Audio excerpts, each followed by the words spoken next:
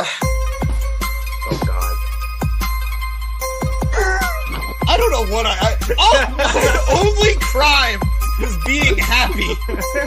That's all I did. I hate you. Holy shit, Danny. Hello, everybody, and welcome to the Mark It Down podcast, where I, James Gisanti, am a crazy person. I am exhausted, but it was worth it because New Japan Pro Wrestling put on Wrestle Kingdom 18, and it was incredible wrestling. From top of the card all the way to the main event, just truly a wonderful show. We shouldn't be surprised at this point. This is New Japan. This is Wrestle Kingdom. Good morning, everybody, by the way. Welcome, Dragoon, to the chat. Mark It Down. Let's go. Good morning, Mark It Down podcast. Thank you, Dragoon, and thank you, Mr. Penguin. Good morning, fellow Marks. Yes, guys, I am very exhausted, but I'm going to get through the entire show with you. It's going to be a good time. We're going to enjoy ourselves.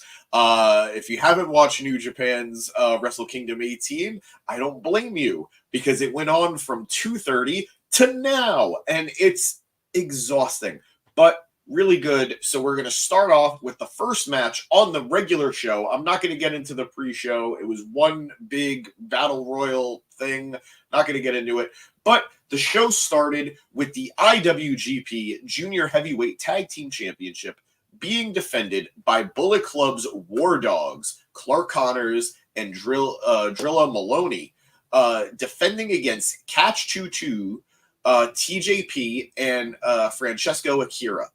So, TJP last wrestled December 22nd, losing a casket match. And we haven't seen him since. Coming out today, hold on, Dragoon saying, here's more of a New Japan.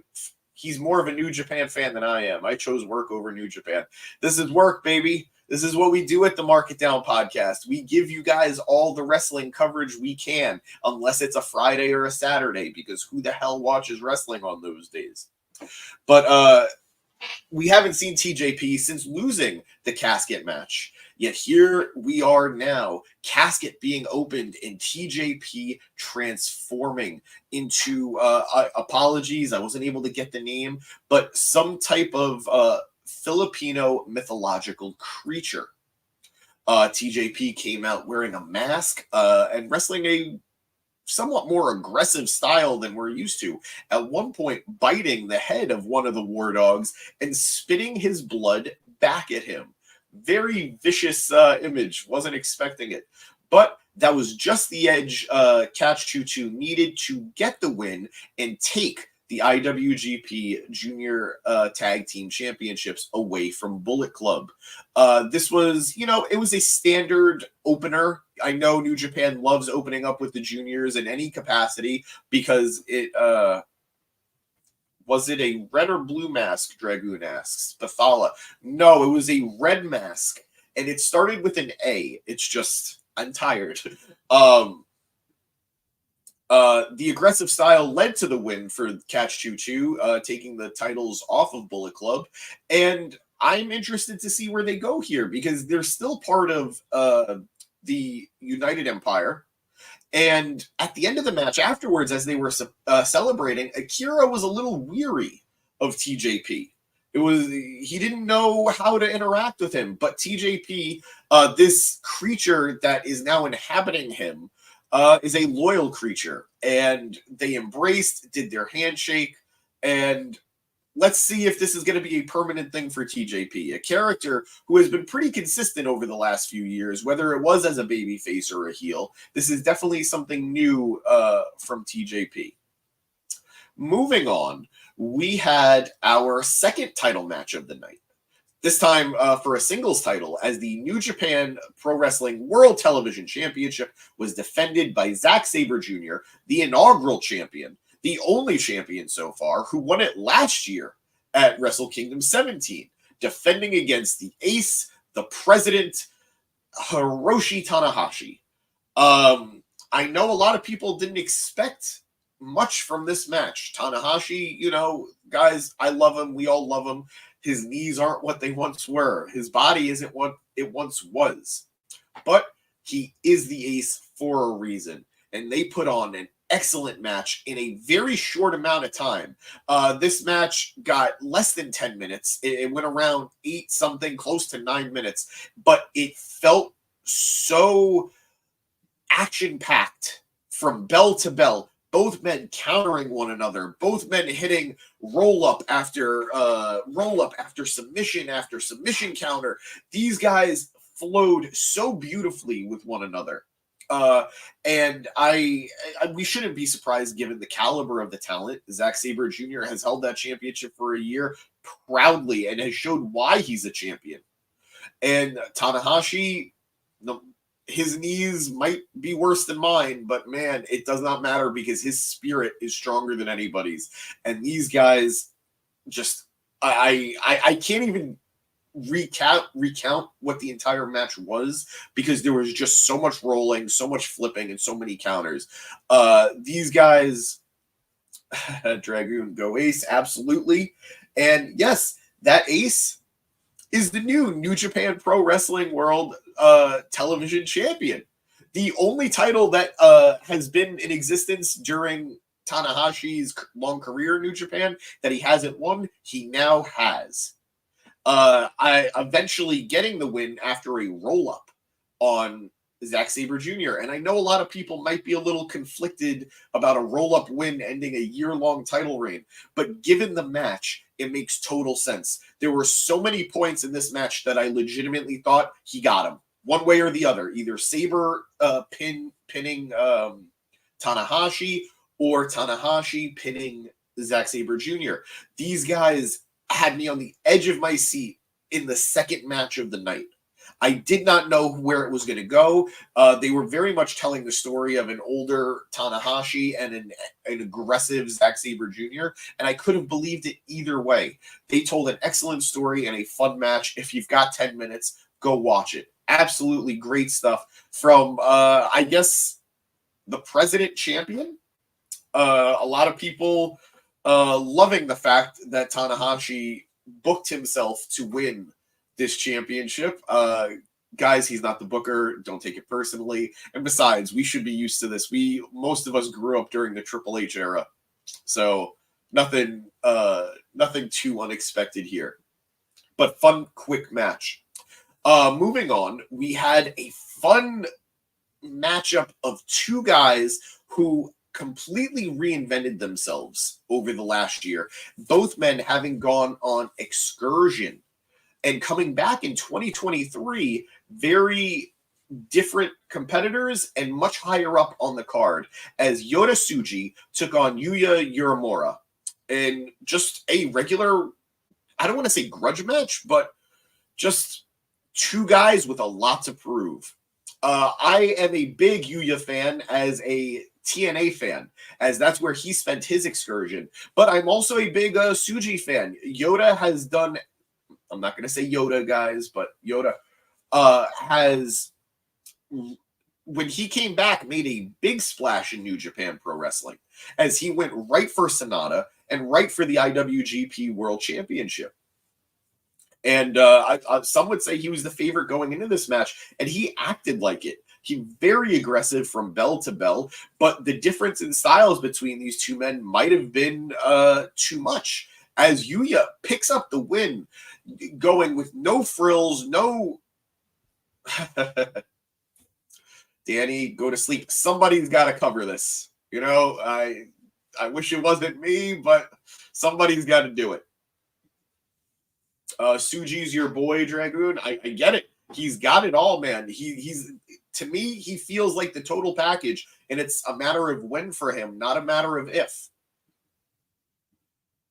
Don't you have work? Aren't you an adult? I don't know what I am, dude. I don't know what I am. I'm tired. I'm definitely tired. Dragoon saying he'll do it next year. My man, I've been hearing that every year. We shall see. But pardon me, guys, I am a little bit sick. but strong enough to keep the show going for you guys. But this was just a fun match. Clash of styles as Yuya's very no frills, straight to the point style, taking on Tsuji's more flamboyant style. But Tsuji brought the fight, and Yuya was able to persevere, getting the pin, and with a nice bridge suplex that completely had Tsuji trapped, getting the 1-2-3. It feels like Yuya is being primed to be maybe a challenger for the IWGP World Heavyweight Championship down the line. We will see about that. I'm not trying to count my chickens before they hatch, but very good showing from these two former young lions who are looking to make an impact, no pun intended, in New Japan. That is true New Japan spirit. Continue when sick. That's apparently wrestling in general. You forgot to request off. Leave you, buddy. You fell asleep last year. Ew, you're gonna get us sick. Unless it's a computer virus, I don't know how anybody's gonna get sick from me. But that's how tired I am. Moving on, we next had. All right, this was the low point of the show, guys. It just was. House of Torture being represented by Evil and Ren Narita taking on Shota Umino and Kaito Kiyomiya. I'm not too familiar with him. I believe he's from Noah, Pro Wrestling Noah. Yes, he does. I see, guys. I have my notes ready all the time. This was a match on a wrestling show. This happened. I don't have a lot to say about it. It wasn't great. I'm not trying to jump on the hate of House of Torture bandwagon. It's just, that's how it goes. Dragoon saying House of Torture being a low point isn't news. Yeah. I feel bad because I like Evil. I really do, but I don't care. This was not a great match. Things happened, but House of Torture did get the win over Shota and pinning Shota. Granted, there was a lot of interference. There was a lot of weapons being used behind the referee's back. Referee, my God, man. Just open your eyes a little bit for this match. But anyway, it happened. I want to move past it. Shota picking up another loss, unfortunately. I think they're telling a story with Shota here that despite all the fanfare, despite all the love from the audience, he just can't seem to quite get it done. I will see what happens here moving forward, but definitely something to look forward to with Shota if he might crack under all this pressure. Checking out the comments. Ramit says top 5 major wrestling signings of 2024. Deonna Purrazzo for AEW, Andrade for WWE. Let's see. So I don't know if that's official yet. Nick Nemeth for AEW. We'll talk about that. Julia for WWE and Alex Hammerstone for AEW. I don't think most of those are confirmed, Ramit. I think we'll talk about it in a little bit. Danny saying, I should do more morning pods. Gives people getting ready for work something to do. Buddy, this will be the last time I am awake at this hour for the rest of 2024. Take Andrade off that list, and I agree. Yeah, man, I know how you feel. But moving back to the show and getting past House of Torture, we had our next title match for the Never Openweight Championship as Shingo Takagi defended the championship against Tama Tonga. Guys, I'm a big Tama fan. I think he has improved so much as a singles wrestler over the years. We know him primarily from the Gorillas of Destiny tag team with his brother Tonga Loa.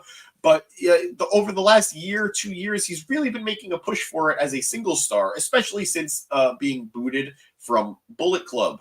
And this was a really fun back and forth between these two guys as they kicked out of everything the other man would give them.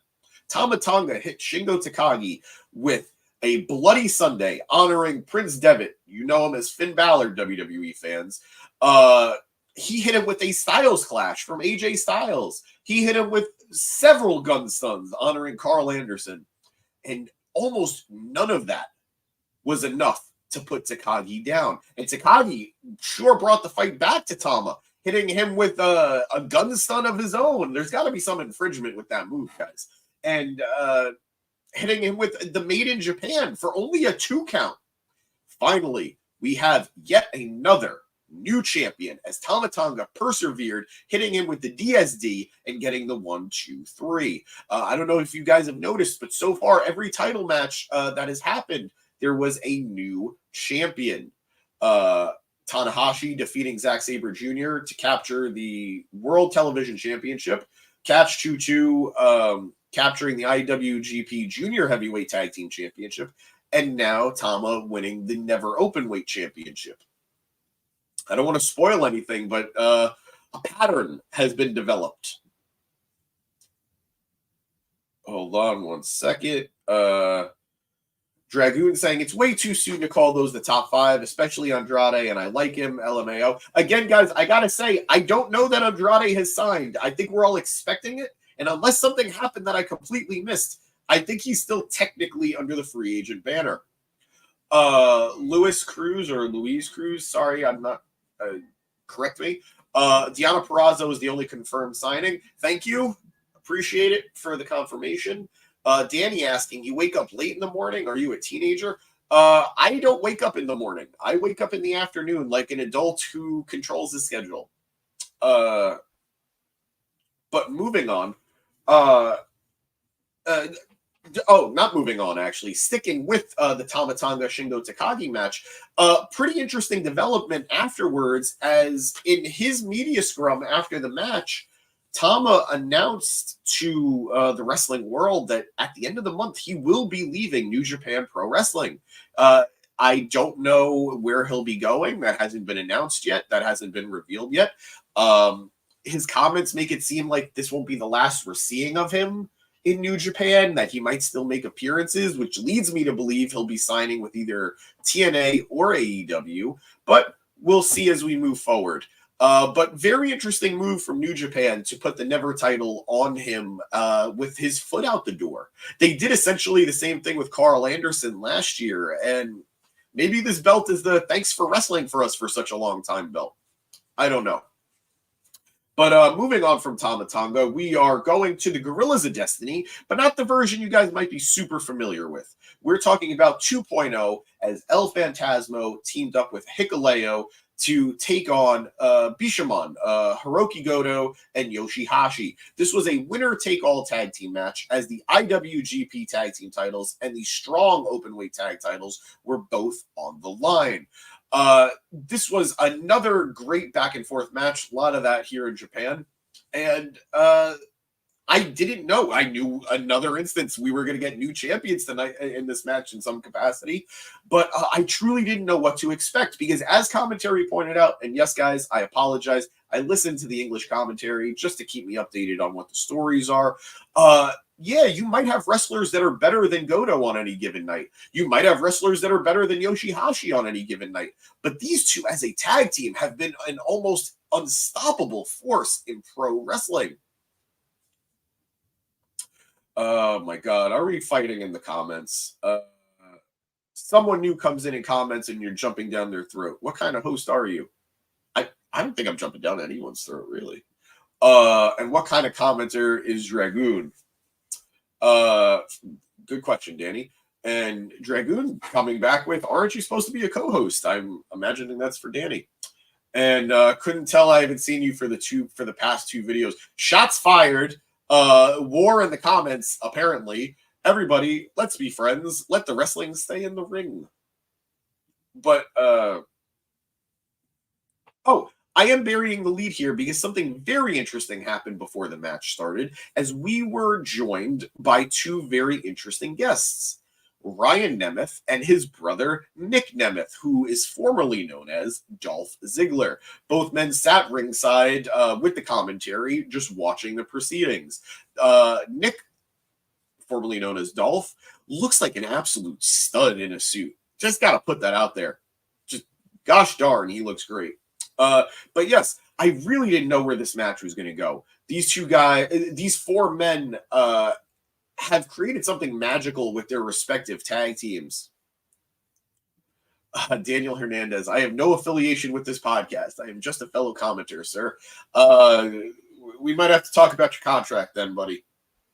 But Hikuleo has made great strides over the last couple of years, becoming a truly fun to watch performer. El Phantasmo has always been good, and this magical tag team of Goto and Yoshihashi has captured the hearts of lots of New Japan Pro Wrestling fans. But unfortunately, it wasn't enough, as eventually they did lose to Guerrillas of Destiny in what was a great match. Excellent tag team wrestling from both teams. These guys really brought it out of one another. And again, another interesting case, because supposedly El Phantasmo's contract will be running out soon. I don't know if this is a sign that he re-signed. If anything, Tama Tonga is a sign that means nothing. So we'll see. But great match between these guys, and interested to see who will be challenging for these tag titles moving forward. You might be inclined to think the Nemeth brothers, because this is where they showed up at Battle of the Valleys in only 8 days, which is kind of crazy, if I'm not mistaken. But we'll talk more about the Nemeths in a little bit.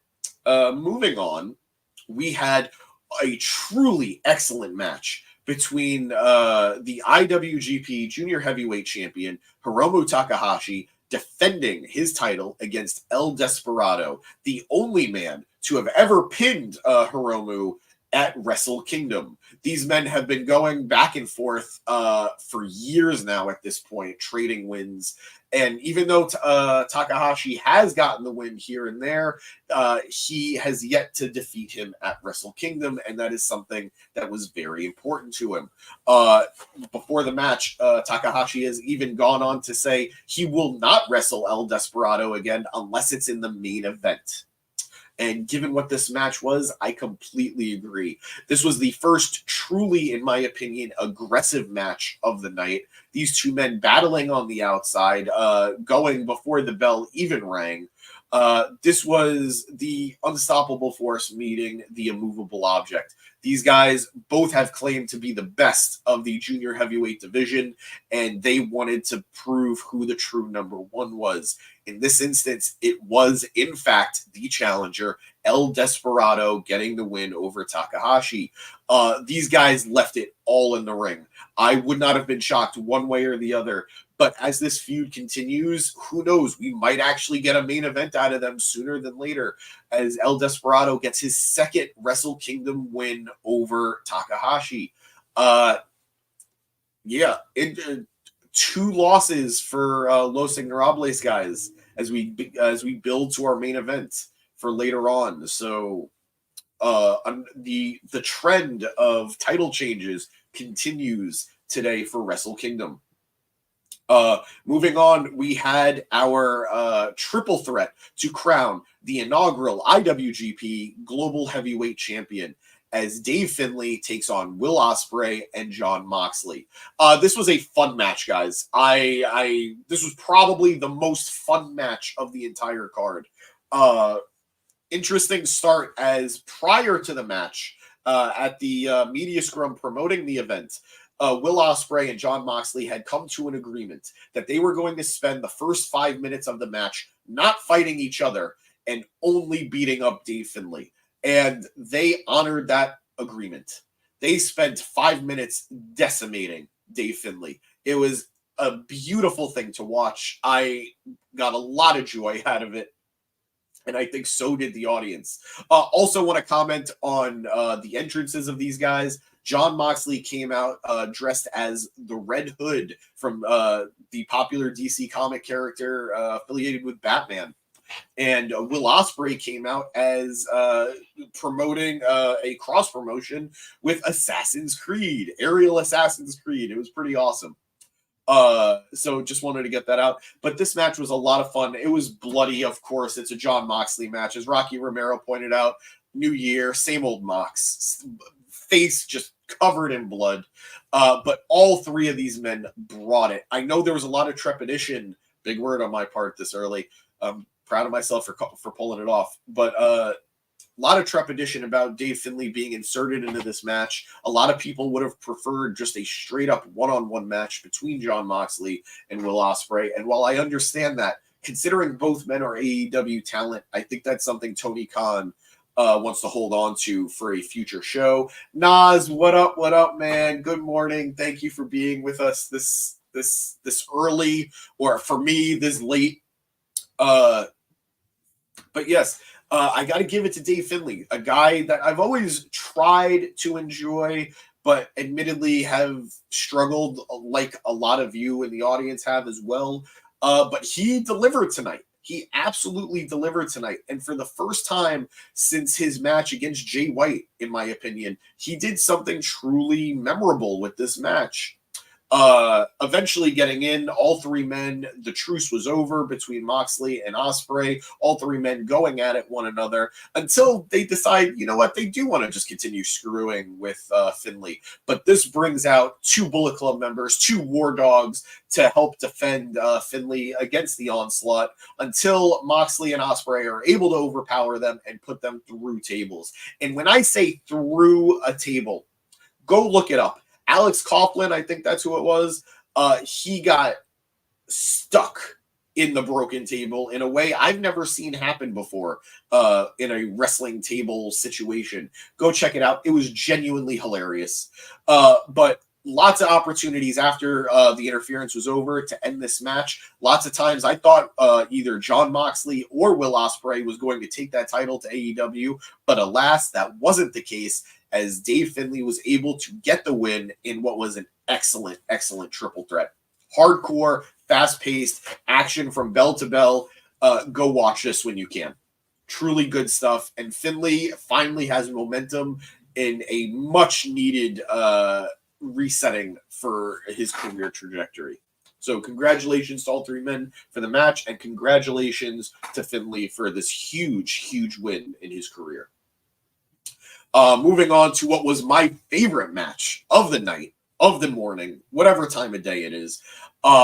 We got the rematch between the American Dragon, Bryan Danielson, and the Rainmaker himself, Kazuchika Okada. Oh, Nas, you are the most dedicated fan I've ever seen. Man, I do what I can. I do what I can. I love wrestling. I say it every week. I love wrestling, and I love talking about wrestling with you guys. Lewis's comment, no offense, David Finlay might be the worst leader of Bullet Club. No offense taken. I think that is a very astute observation. I am more forgiving of Finlay than a lot of people are, but when you compare his predecessors, Finn Balor, AJ Styles / Carl Anderson, Kenny Omega, Jay White, the levels aren't quite there, guys. But I am interested in this new iteration of Bullet Club. I think adding the War Dogs the way he has was a excellent way of revamping the club. And I'm going to give it a shot. Like I said, this is the first time I feel like he's had momentum since he booted Jay White out of the club in the first place. So little patience, but you're not wrong. But yes, going back, Bryan Danielson taking on Kazuchika Okada in their rematch from AEW's Forbidden Door, where Bryan Danielson had picked up the win with a broken arm, making Okada tap out. A lot of people were a little let down with the Forbidden Door match because obviously Bryan was hurt and it didn't quite end the way I'm sure they were hoping to. And he was wrestling with an injury. This match more than made up for it, guys. Excellent wrestling. These two men brought it to each other, and you could see how much fun they were both having. Shut up, Danny. Stop coughing. Rude. But Bryan Danielson looked like he was having the time of his life, and Okada was struggling. Bryan Danielson had made a proclamation before the match in an interview saying his goal was to break Okada's arm. And man, he came close, slamming a steel gate on it several times, targeting it with kicks, targeting it with hits, targeting it with submissions. Okada was clutching the arm the entire night, and it showed because it took several rainmakers to finally put Bryan down. And despite that, it was a great, epic back and forth. Bryan was in control a lot of the match, hitting a Busaiku knee outside very early. He hit several Busaiku knees, unfortunately, not being quite enough to put Okada down. He had him locked in with the label lock, even the modified version that he made Okada tap with using his legs when Bryan's arm was broken, but it wasn't enough, and finally Okada reclaimed his win. Nick Storm review saying this match was so brutal, man. Beauty. I completely agree. To me, it was matches like this are what I love about professional wrestling. Excellent storytelling, excellent in-ring wrestling, and just back and forth. These guys are the epitome of what it means to be a professional wrestler, and these guys are the best of their worlds. Bryan Danielson from AEW, Okada from New Japan. I was blown away by this match. I shouldn't be, because I should know better by now how good Okada is and how good Bryan Danielson is, but you can never truly be prepared for greatness like we got out of this match. Go watch it, guys. Excellent, excellent, excellent storytelling. And after getting the win, Okada bows down to Bryan Danielson in the ring, and Bryan returns the honor by bowing back towards him. Truly wonderful moment. One of the commentators said they want the rubber match. I'm good. Both men have a win. That's all I need. I'm grateful that I got to watch these matches as a fan, and I hope you guys enjoyed it as much as I did. Moving forward, we are now at our main event as Tetsuya Naito challenges his former Los Ingobernables de Japón partner Sanada for the IWGP World Heavyweight Championship. This was, guys, I know I sound like a broken record, and I apologize, but it's true. This was another excellent match, as these two men who know each other so well and have been friends and partners for years, now on the opposite side of each other going into this title match, they countered everything beautifully. They wrestled each other like guys who known each other, because they do. It was so well executed, so well performed, as Naito was looking to capitalize and have the moment he was robbed of years ago due to COVID and due to the pandemic, not being able to enjoy being a champion with a country that couldn't even cheer audibly because of the restrictions. But thankfully, he now has his chance again, as Tetsuya Naito was able to pin Sanada after multiple Destinos, getting the 1, 2, 3, and becoming the IWGP World Heavyweight Champion for the first time, I believe. A belt he's not really thrilled about having. I think he wants the old belt back. I know there's going to be some worry about Naito being champion at this stage in his career. His body is beat up, undeniably, and he was selling it after that match. But one thing cannot be denied. Nobody got a reaction tonight the way Naito did. Naito is by far the most popular talent in New Japan Pro Wrestling, and I understand this is probably going to be his last rodeo, guys. It makes me sad, too, because of how great he is, but I think this reign is it. Commentary really sold that point as well, and if it is, I'm going to cherish it. I really want this to be the title reign he deserves. Yes, Dragoon, we do effing love Naito here, but you know who doesn't love Naito?